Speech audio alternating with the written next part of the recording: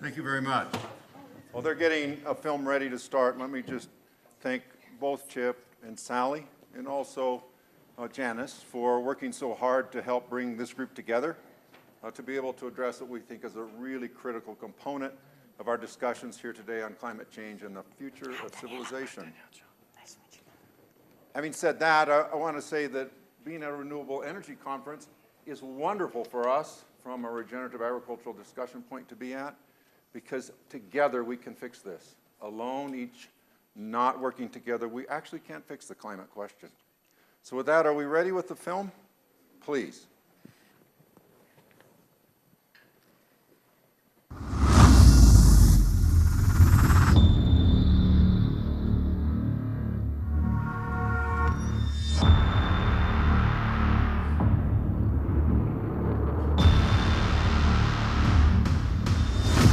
I really did not know how the soil worked. It's alive. All of our soils that are under chemical conventional agriculture are almost completely devoid of microorganisms. These chemicals, which were considered way too dangerous to use before, are now being used at rates that would have been inconceivable 20 years ago. Wherever there's large-scale agricultural production, you see way too much bare ground. About 2/3 of the world is turning to desert. We are literally killing ourselves with the food production system we have today. Time is running short. We need to do something now. Through agriculture, we have unleashed carbon from the land, and it's now up in the atmosphere. It's now part of that legacy load of carbon dioxide. And many people are coming to this discussion about soil health because it can bring that carbon back down and put it in the ground. The only goal for humanity is drawdown, a year-to-year reduction in carbon in the upper atmosphere. Once you achieve drawdown, within 20 years, you have cooling. There could be a permanent agriculture that regenerated resources. The principles of soil health are universal. This is not rocket science. If you look over here, we have my neighbor's land that has been chemical fallowed. Then you look over at our paddocks. There you have soil. Over on this side, you have dirt. By definition, you can't have delicious food without something going very, very right in environmental stewardship and soil health. Healthy soils lead to a healthy plant, healthy animal, healthy human, healthy water, healthy climate. It's not a campaign, it's a movement. Which model do you want your food to be produced from? The answer is pretty simple to me. Our health and the health of our planet are connected. We are all on the spaceship together. We'll have a comment about this film later by John Roulac, who is one of our panelists. And I want to welcome the panel here today of committed people who have come and have been passionate about how we get carbon back into the soil from where it was taken. And Alison Burchell on the end, just to introduce her now, who will speak a little bit later. You've heard a little bit about here as one of the heroes locally on 100% renewable energies for her community. She was an environmentalist, a kind of river runner in Colorado, but she was founder and senior geologist for NTS, the Collaborative, and a former USGS geologist. She's also, as we said, the co-founder of Clean Energy Action, which did that successful work here in this community and talks around the country in trying to help with that. Next to her is John Roulac, and John Roulac has been deeply committed to regenerative agriculture for years. He has started a company, Nutiva, many of you know of this company, deeply committed to organic, clean, healthy food, and he's been working, of course, with the supply chain in a regenerative way. He's the author of 4 books and also has started 5 nonprofits, including GMO Inside. And next to me is Daniela Howell, who has had 25 years in regenerative agriculture work in really stopping the spread of deserts and restoring grazing lands around the world. She has a background from the standpoint of coming from, as a co-founder most recently as the Savory Institute, but has worked with the UN and also the 4 per 1,000 program, which we should all be aware of, as the French government had initiated this, let's move our parts per thousand of carbon up in soils, and how it's going to help both in the fertility but also in climate change. And then we have a panelist who isn't physically present here with us today, but from Los Angeles will be joining us on Skype, and we've asked our wonderful technical panel to do very complex things today and do somersaults while they're doing it at the same time. And that's Larry Coppold, who is on screen with us now. He was the White House, been on President Obama's White House panel on social innovation. But why he's with us today is he's president and co-founder of the Carbon Underground. He has 25 years of experience in advertising and worked with some of the biggest companies in this country. And with that, I want to start with my slides, if I may, to kind of frame a little bit, thank you, of what we are looking at from the standpoint of soil carbon, climate, and as potential, what the potential is to move us to actually solving the problem. To begin with, let me just say, next slide if we could, that we are in trouble even if we stop our emissions. And we know that the planet will continue to warm.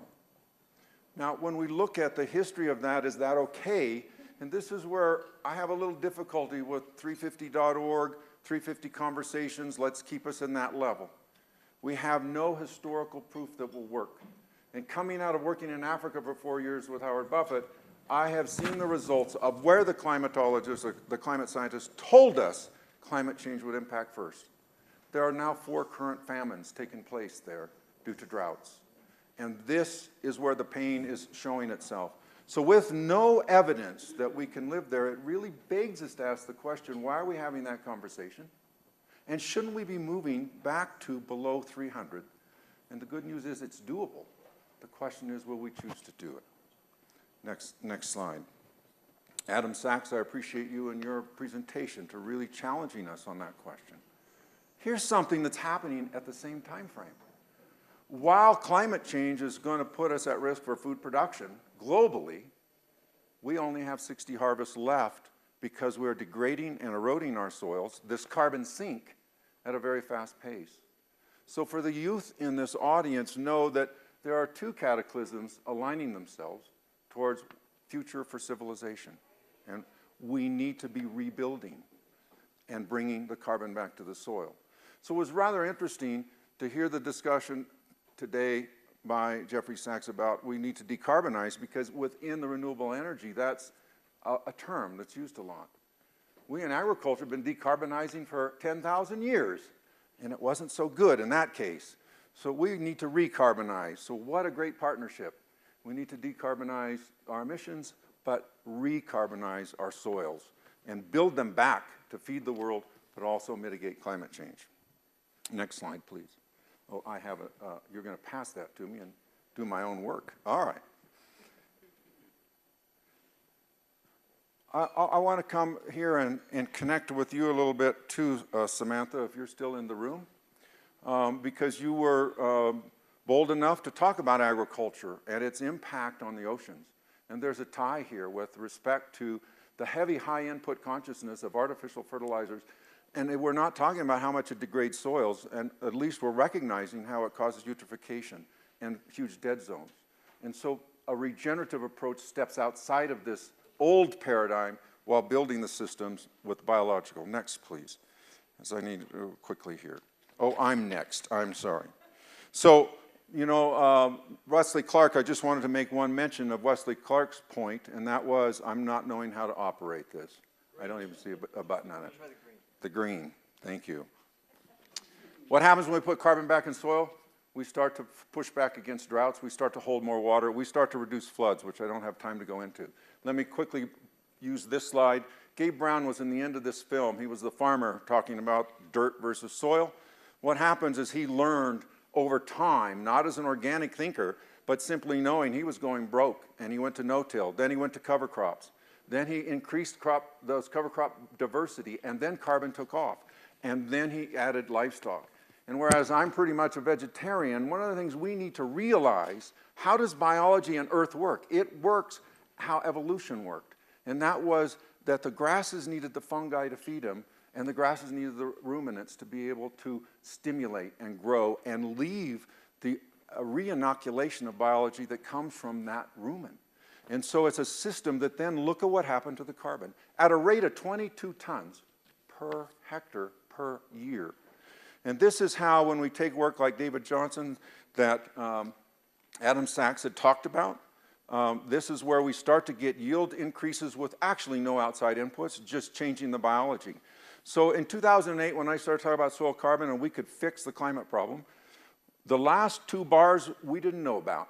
And the second to last bar is talking about carbon sequestration at the rate of 8 tons per hectare per year out of Georgia, research on grazing, planned grazing on grasses, and the far right hand is David Johnson's work out of New Mexico State talking about inoculation, and that's it.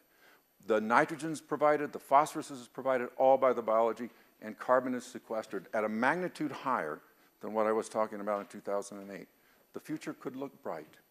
With that, I want to relinquish my time and remind us we could get back down to pre-industrial levels and let some of these speakers begin to emphasize the work that they're doing and the knowledge that they can bring to this system. Daniela, if you would please talk to us a little bit about what has already been introduced to this audience, is about what can happen when we start to use our ruminants in a different manner.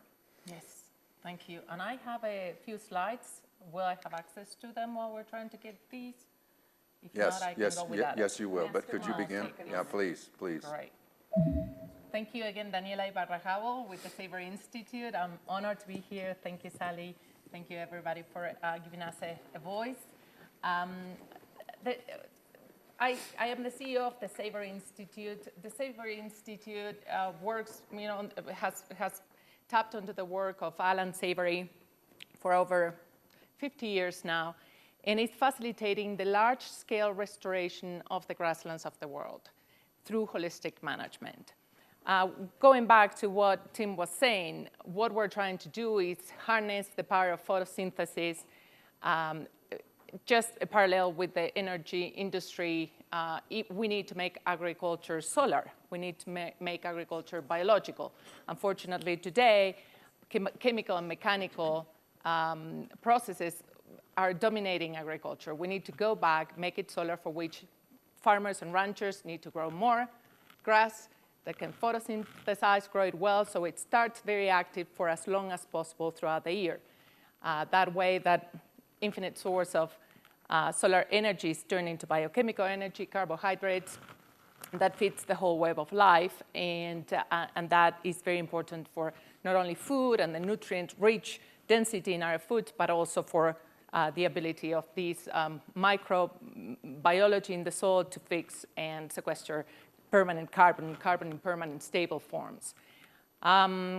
You know Alan Savory, he talked about, in his famous TED Talk, about how to fight desertification and reverse climate change. And that, I don't know if it was that, or that the climate change situation was, just is becoming more obvious to everybody, but that has given a little bit of more attention to both grasslands and livestock as ways of using these amazing landscapes as carbon sinks. Grasslands have been very neglected in the political, climate, and ag agendas, but they are very important. They are very important because they are very vast. It's a third of the land surface are grasslands. We think of agriculture more as croplands, but croplands are at 20%. It needs to happen because that's where the grasslands were, but in the humid areas, the more productive areas. But we have a lot of those. It appeared in that video that you showed at the beginning, Tim. All these brown areas in the world, that 2/3 of the world are really between the deserts and the grasslands. Some of them prior grasslands, the deserts prior grasslands, have the capacity to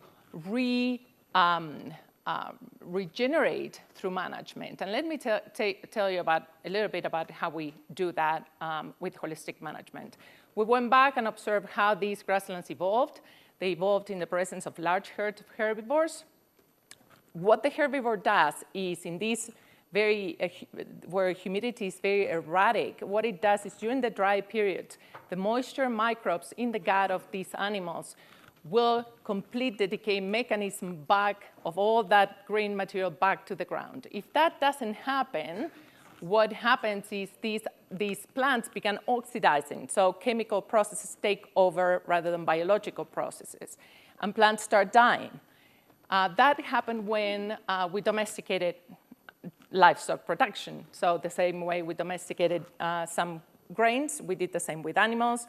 Then we disrupted that beautiful nature-intelligent way in which the herbivores interacted with the grasslands, always migrating, always salivating, stomping, grazing, and creating the conditions for the soil to then receive the rain in the following season. Well, when we became more sedentary, that got disrupted, and as a result, we started this process of desertification for the past many, many years that has created bare ground, simplification, loss of biological diversity. So now what we're trying to do is mimic what those wild herbivores have done with domestic animals. Domestic animals have the potential, have the power, if properly managed, to create the same outcomes that the cousins back then used to. So we have seen tremendous amount of results in many different types of environments. This is a very, what we call brittle. So there's a dry period in which the animal is the one that is bringing back this plant material into the soil. But see the difference, this happened in 9 years of holistic plant grazing. And this is in less productive environments in which we also have this ability to use the animal to kickstart that biological cycle of decay in the ground and begin feeding the soil and allowing for establishment of plants and such. There's some data associated, and I was asked to put some of the data, but Tim has presented it, so I won't stay too long. But we have seen when we bring holistic plant grazing, which is very strategic, systems approach planning process and monitoring process by which we took into account all the complexity of any ecological, social, political environment and tried to plan the movement of those animals not only to respect the needed recovery and conditions of the land and the plants in them, but also any other consideration that we may have, like wildlife habitat or water restrictions or specific poisonous plants that may be very dangerous for livestock at some times of the year. So all this planning allows us to bring complexity into the mix. It's not just moving the animals around, but bringing some of that nature's intelligence that we lost when we began doing agriculture, simplifying things. And now let's look back at the high complexity and manage for that complexity. So it's a very strategic planning process for which we have seen up to 8 tons of metric tons of carbon a year per hectare that can be sequestered. And even without going that far, if we stay in 2 to 3, that is doable. In most of these environments, when you see the difference between those two sides of the picture that I showed, there's tremendous opportunities to sequester a large amount of carbon. Jason Roundtree, in his last paper, mentioned 25% in the US that we can put under these more regenerative practices. We could take care of all the carbon footprint of agriculture in the United States. So it's a matter of scaling it, and it's a matter of accelerating it. So the Savory Institute is working to scale it. The scale-up strategy is to partner with people around the world in what we call hubs. It's our hub strategy to influence 1 billion, or have the infrastructure needed to influence 1 billion hectares of land by 2025. We have 5 billion hectares of grasslands. And the idea is this is not just a practice. These practices are very context specific. So this is planning. This is understanding your own context. So we believe that the only way we're going to do it fast is working with people that live and breathe the context in which they are influencing. So we have established, so far, 30 partnerships around the world, 30 hubs, 7 of which are in the United States. We equip them with the knowledge and the tools for them to go and reach out to farmers and ranchers and give them the tools they need to begin managing their livestock as nature would have intended. And so far, we have influenced over 8 million by now hectares of land and over 4,000 producers. So the last piece, and it's what we're working really hard now, is how we accelerate the uptake by the farmer and the rancher when all the policies and all the marketing influences and incentives are really sort of favoring the status quo. So we are trying to bring together with a few market partners that are very committed to see this happening, trying to bring the consumer back to the equation, bring the market forces that we need with the land-to-market partner in which we will facilitate these regenerative producers meeting the end user and creating additional incentives for them to put the signals out there that this is what we want. Thank you. Thank you very much. We appreciate that. So Daniela has reminded us about the whole systems as very important in this biological piece. Some of you who were here last year might remember the first couple of slides.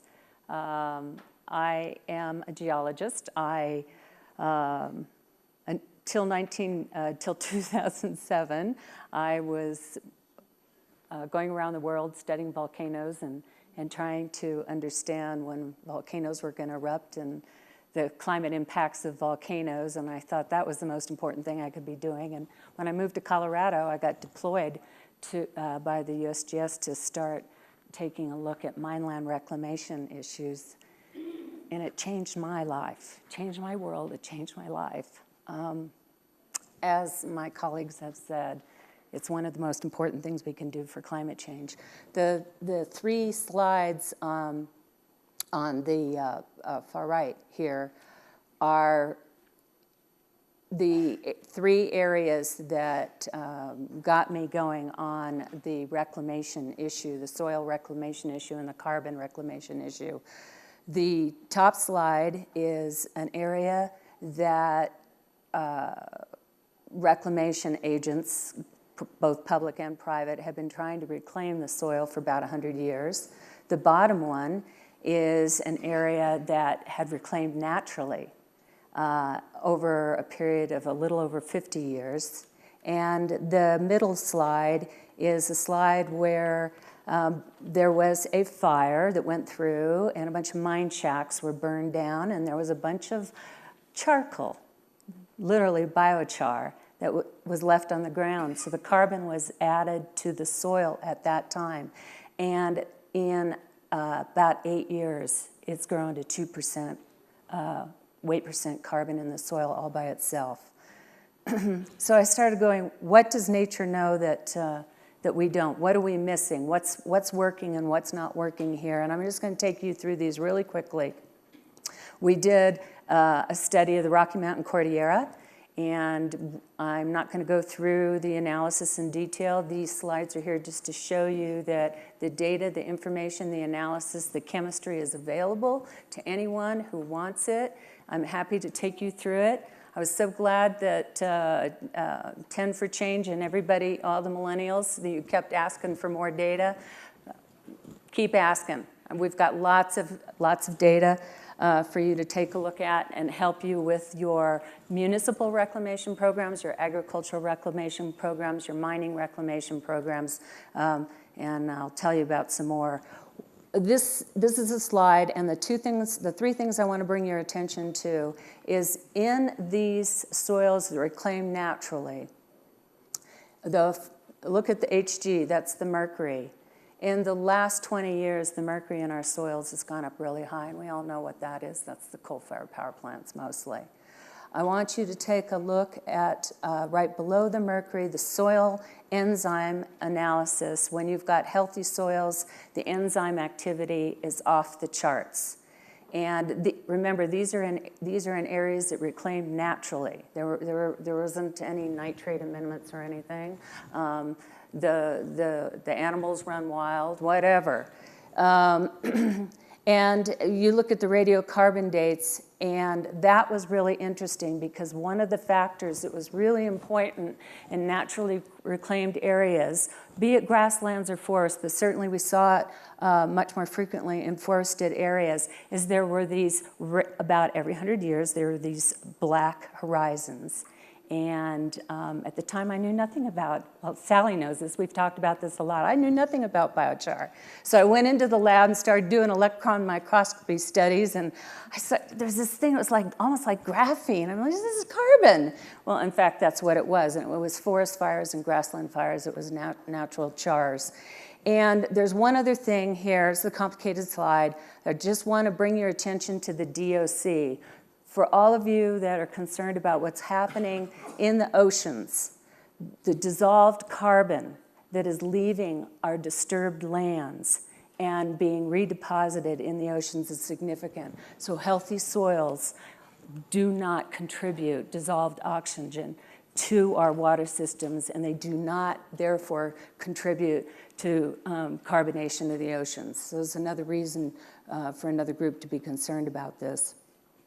It's not clicking. It's not going. Oh, it did. Okay. Oh, there it is. Okay. For those of you that know Colorado and have hiked around Colorado, this is Engineer Pass. This is a huge peak in Colorado. There isn't a blade of grass growing anywhere on Engineer Pass except where there was carbon added to the soil by one of those mine shack burns that we had seen. So there's another, oops, I didn't want to do that. Let's go back. And so let's talk about, that was kind of a long introduction to the biochar. And so let's talk about biochar.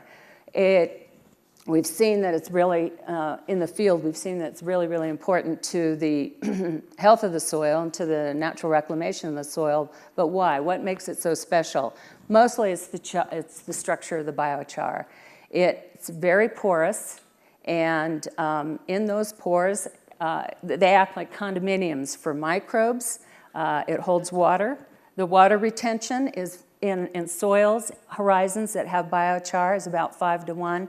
And what's really nice in soils that have the organic components, be it leaf litter organic components, the animals that graze on the plains, what happens is the microbes from those organic components, when there's a biochar horizon not too deep, have a home to hide out in during periods of high stress. We've done a lot of analysis on a lot of biochars now. One of the things I want to draw your attention to is arsenic, aluminum, barium, and we've just gotten some recent analysis on uranium and mercury. Biochar, because of the electronegativity capacity, has a very high retention for these elements. So it's a natural water purification system. Other nutrients that biochar has an affinity to are the phosphates and nitrates, and we have all seen with climate change, the growing algae components in the lakes and the need to start cleaning up the lakes, and I'll show you some pictures with that. There's a lot of talk on commercial biochar operations, and there's a lot of good operators out there. The one thing I would say is if you're concerned about making energy, having an energy byproduct from your biochar units, then fast pyrolysis is fine. But if you really want that nice condominium clean biochar, then you want a slow biochar process, and we can talk more about this offline. But I want those of you who are looking at investing in biochar or adding biochar to your soils to know that probably for reclamation purposes, the slow biochar process is more advantageous. And here's just some examples. These are examples of, anybody of you know Ron Lahl or Johannes Lehmann. These are some experiments that they've run in South America. Here's some examples of lake cleanups by an outfit using high-quality slow pyrolysis biochar about how you can clean up the lakes very quickly. Certainly, there's no loss of supply. And I just want to end with a couple examples that where we've actually applied the NTS techniques, the biochar, addition of compost. This is a project in Finland. It used to be a Superfund mining site. It's been completely reclaimed, and it's a famous golf course now. Here's a project that we're going to be working on fairly soon down in Guatemala, where we're going to be looking at using the biochar to soak up the mercury and then start reclaiming the soils. Guatemala actually has a pretty good commitment as a neighbor south of the border to start shutting down the coal-fired power plants, and they've contacted us to take the next step and start reclaiming the soils. And just one more thing I want to draw your attention to is the work of UCAR and NCAR. They are so supportive of regenerative ag and the whole soil reclamation industry that they are creating an amazing program for monitoring extreme events, and they're going to add to their amazing program a way to start incorporating soil moisture monitors that are going to link up to their satellites, and we're going to have 6-minute recovery information. So long-term forecasting, 5-year, 10-year, 15-year forecasting on weather events is going to be very important. Droughts, floods, they can even now, they've backcasted, and they can actually predict where a hurricane's path. So the importance to the insurance industry, reinsurance industry is going to be really important. Thank you very much.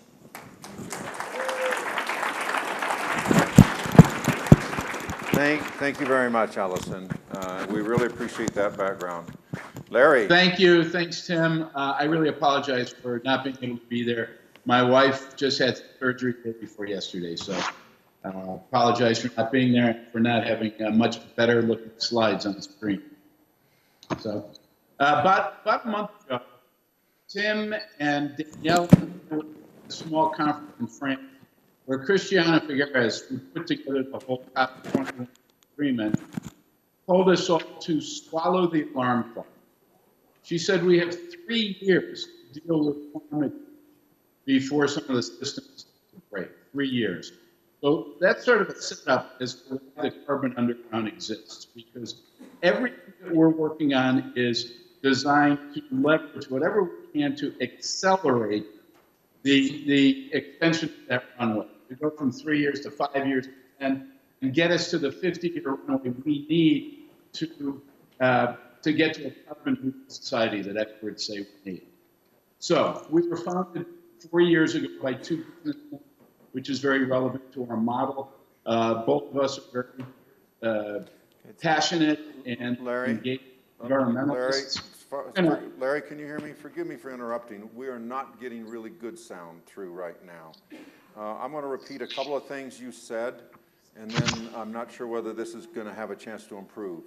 But one of the things that Larry had said is that Daniela and Larry and I were in Paris recently, and we were told very clearly that we have 3 years really in this whole climate situation to turn this around and to begin this process.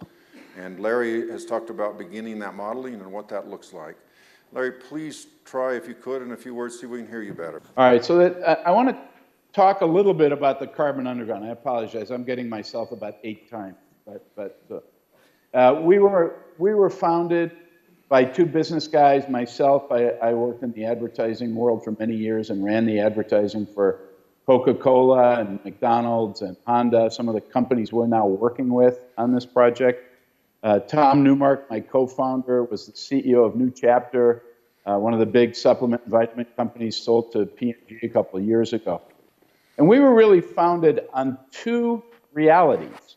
One is that there is no solution to climate change that does not include carbon drawdown, and that there's no mechanism to do it and get us to the scale in the time frame we have other than restoring our soil. And regenerative agriculture is the best way to get there. We're built on hope for 3 reasons.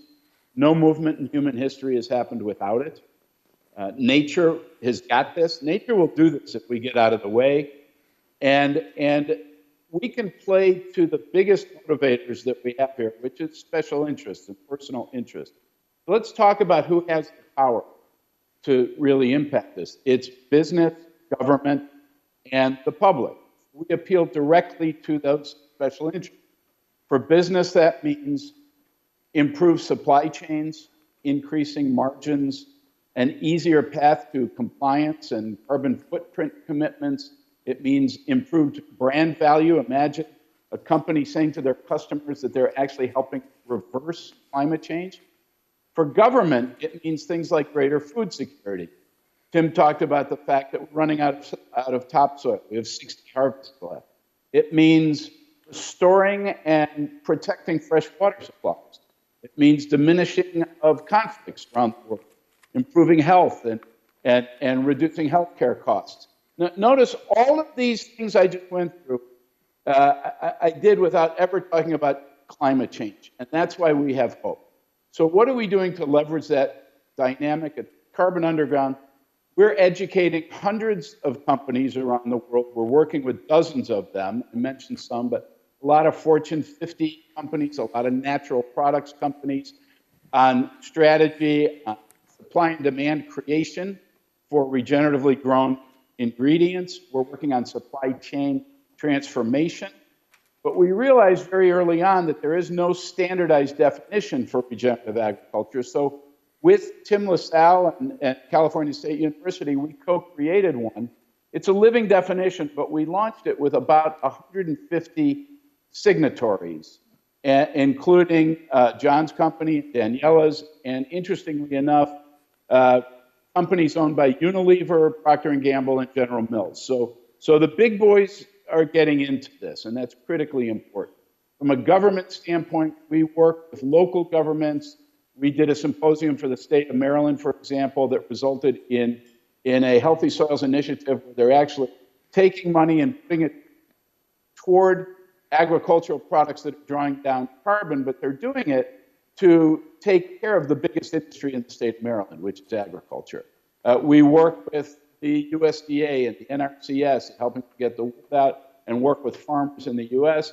And we work internationally. You heard about the French program, the 4 for 1,000. They now have close to 50 countries that have joined onto this. And so we're helping them both with communications and education to some of those countries. We work with the UN climate team as well as the FAO, and we work with organizations on communications like the Vatican. Hopefully you're going to see a video in a second of something that we produced for them when the Pope spoke to Congress about climate change and spoke at the national hall. So we did a video that's been running pretty much ever since that. Larry, we're running real short of time. I'm just Great.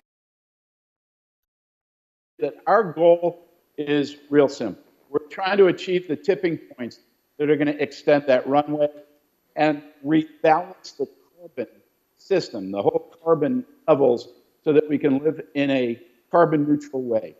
NOAA and Stephen Chu, our ex-Secretary of Energy, say we have about 1,000 years after the cessation of all emissions until the climate starts to heal. We think we can do that in 25 to 50. If we draw it down at the scale, no, we can't. So thank you. Sorry. Larry, thank you. Thank you very much. Thank you. Thank you. With that, John? Yeah, great.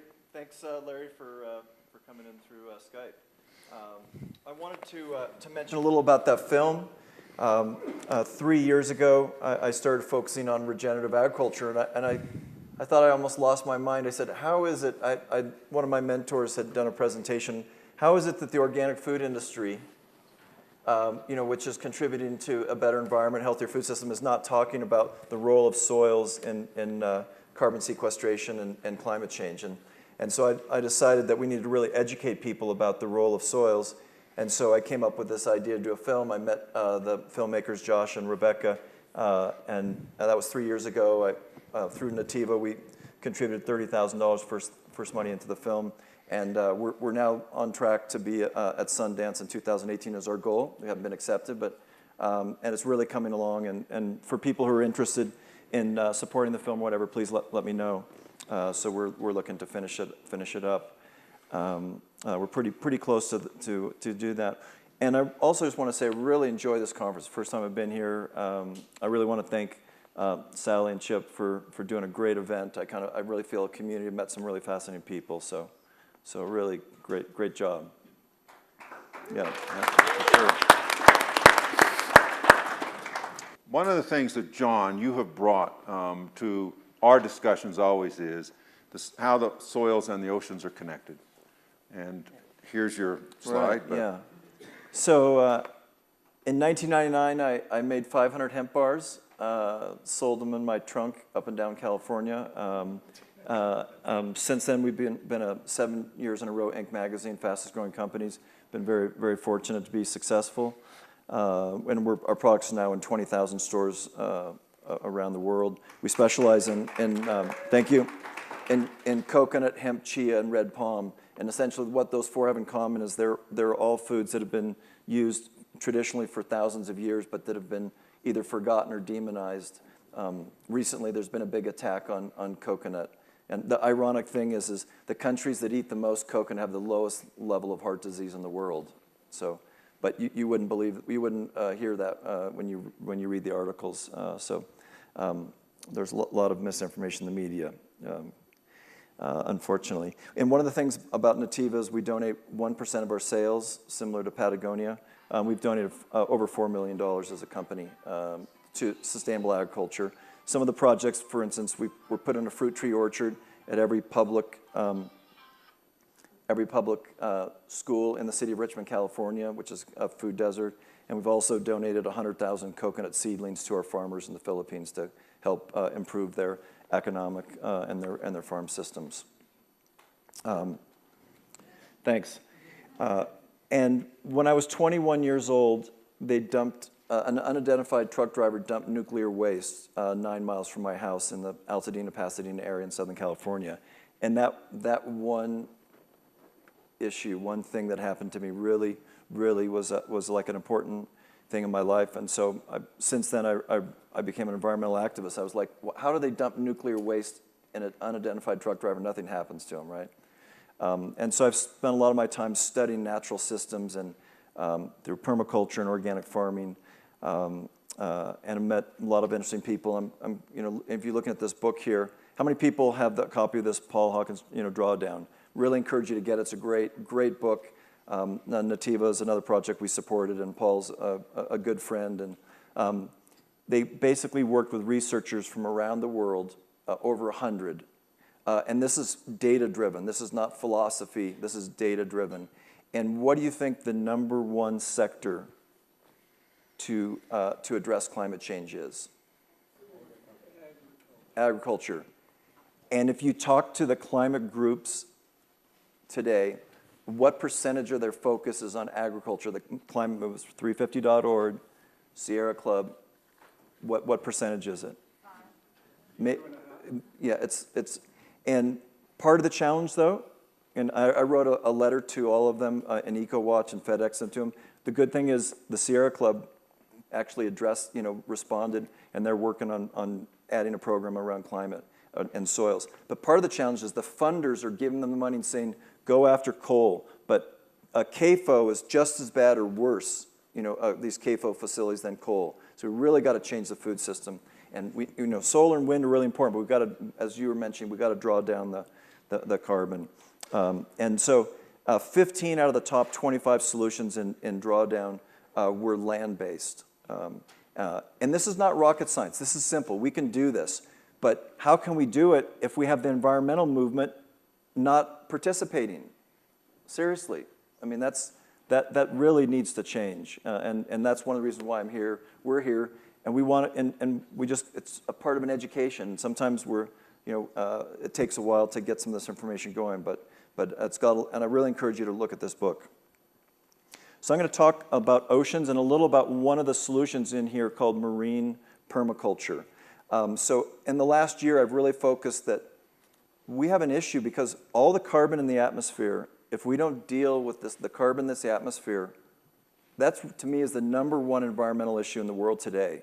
It's not oil drilling, it's not coal-burning power plants. Those are important, but it's what's we're going to do with the carbon in the atmosphere that's falling into the oceans. Because you can name Elon Musk as energy czar for the entire world today, and he's in charge of all decisions, and if we follow his technology and pathways and all the different things everybody's working on solar, 90% of all species will be gone on this planet by 2050 unless we address soil. And we can do it, though. But we have to realize green energy is great, but we need to move into soils. And looking at oceans, they're warming at an increasing faster rate. And the phytoplankton, which provides, there was great presentations here on this, they provide up to 2/3 of our oxygen. And they're getting warmer, and the oceans, and also the carbon dioxide is leading to acidification. And they're absorbing all of this heat and the carbon dioxide. And since the Industrial Revolution, the pH has fallen by 0.1%. That may not seem very much, but it's actually a 30% increase in acidification. And many scientists, they don't want to necessarily say because they don't want to scare people, but within a few decades, there may not be one fish in the sea, not one whale, not one dolphin. So it's on our watch, and it's up to us to move forward and start addressing it. Now, this is something I do these like kind of culture jamming memes that I release into social media, and we put 140,000 comments on General Mills' Facebook on Cheerios, and we got them to go non-GMO. So right now, a lot of people are into climate change denial, and so we're going to be releasing this through social media that with people who support, they showed that statistic earlier about how many people who believe in, that climate change is, is a hoax. So I decided I want to name these individuals who are the ones who are promoting this and saying that they're part of the Dead Ocean Society. Because if we don't address climate change, we're going to have dead oceans. And ironically, a lot of people who don't believe in climate change love oceans. And when you can address them around the ocean issue, we can move them away from this bullshit, hoax issue that people like Trump and Pruitt are involved with. John, if we could make one last comment. Okay. So I'm just going to go through marine permaculture. This is a way to be able to grow large reforest the oceans through kelp and seaweeds. The Climate Foundation's working on this, and several of the scientists, Carl and Greg, that presented, I've talked to them, and I'm looking to get their experience on this project. Woods Hole Laboratory is working on this, so we can draw massive amounts of carbon through regrowing kelp and forests. And just like we reforest landscapes with trees, we can do the same, and there's a whole movement around this. It's very kind of cutting edge, but Woods Hole Research is doing this research, and the last thing I'll just say is the country of Australia has a $250,000 grant to put one of these platforms. They're submerged 70 feet below the surface of the ocean, and to grow these various types of seaweeds. And we can use those for animal feed, human feed, and also to restore the soils. John, thank you very, very much. Let's thank the panel. And please feel free to connect with any of these presenters. Each one, as you know, has great passion for a very, very important issue for all of us. Thank you very much.